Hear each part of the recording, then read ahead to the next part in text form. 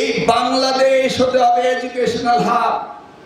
এই বাংলাদেশে পৃথিবী থেকে লোকজন পড়তে আসবে, সেই আদলে ইউনিভার্সিটি আমরা বানাচ্ছি। আমরা জানি বাংলাদেশের ছাত্ররা মেধাবী। আমরা এসছি এই জাতিকে সুশিক্ষিত করার দায়িত্ব পেয়েছি।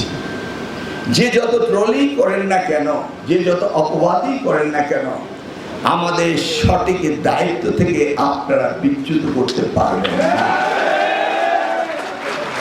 2001 সাল থেকে 2006 সাল দেশমাতা বেগম খালেদা জিয়ার সময় এই মন্ত্রণালয়ের প্রতিমন্ত্রীর দায়িত্ব পালন করেছিলাম।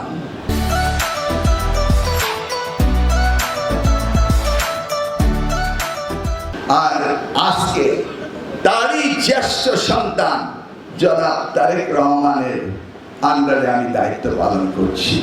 কি করে আপনারা ভাবতে পারেন যে অন্যায়কে প্রশ্রয় দিতে আমাকে নির্দেশ দেওয়া হবে?